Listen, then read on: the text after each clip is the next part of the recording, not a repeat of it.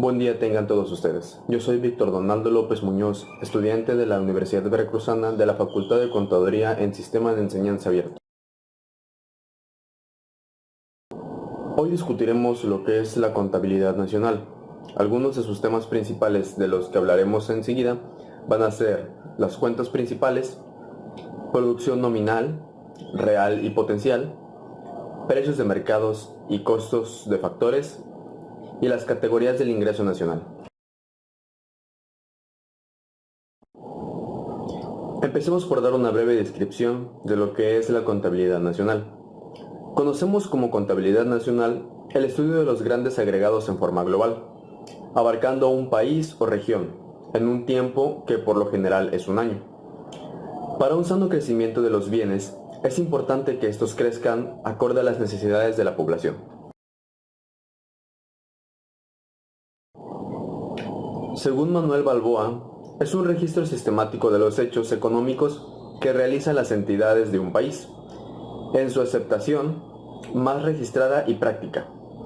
Es el conjunto de las diversas estadísticas del producto, del ingreso y de otros conceptos macroeconómicos presentados en cuadros o en cuentas, según las normas de registro que las integran en un sistema coherente.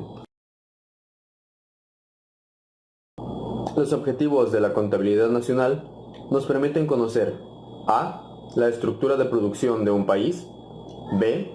El gasto familiar, empresarial y gubernamental, c. La estructura de importaciones y exportaciones y d. Estructuras de ingresos.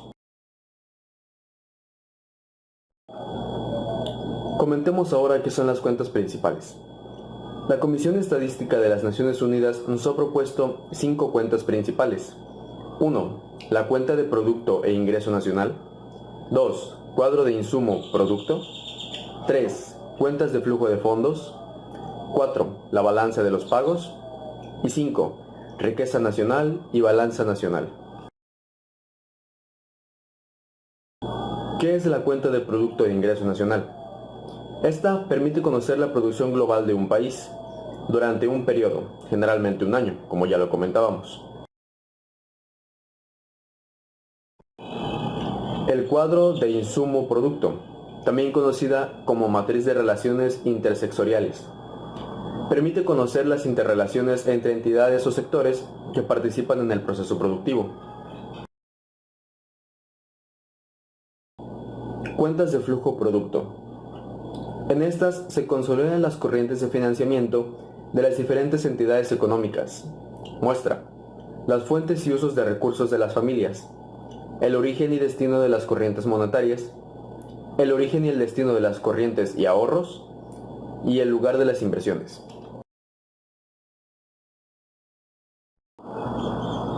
La balanza de pagos. Es un documento en el que se registran las transacciones económicas de un país exterior. Consta de una balanza de cuenta corriente y una balanza de capitales.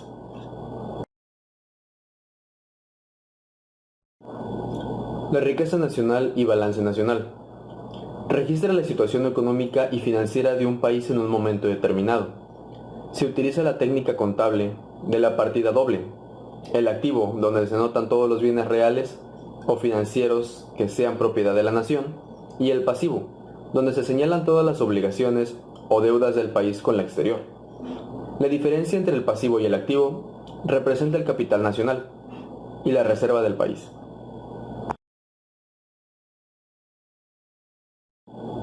Ahora, pasemos a qué es la producción nominal, real y potencial.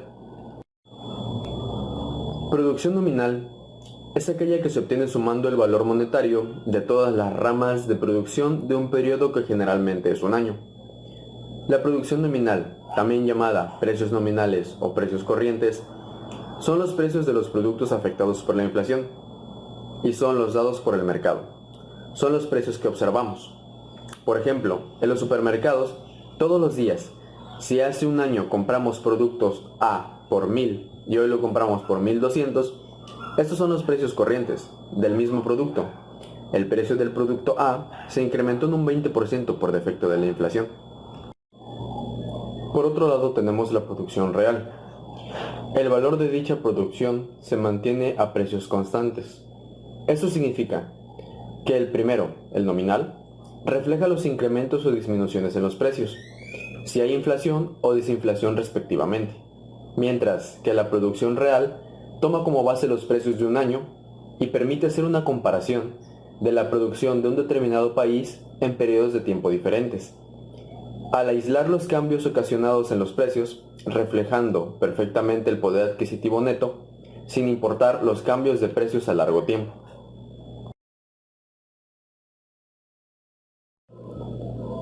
La producción potencial. Se denomina así al Producto Interno Bruto que puede generar una economía de un país en un periodo, a partir del capital instalado y el volumen de empleo que se corresponde con la tasa de paro natural de dicha economía. La producción potencial nos indica la capacidad productiva a largo plazo de una economía, a través de la cantidad máxima que puede producirse manteniendo los precios estables.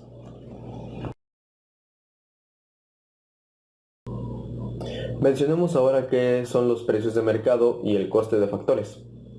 La expresión coste de factores indica que la valoración efectuada del Producto Nacional se realiza sin incluir los impuestos indirectos y añadiéndole los subsidios concedidos por el Estado de las empresas. Quiere esto decir que los productos se valoran tratando de reflejar los costos de producción.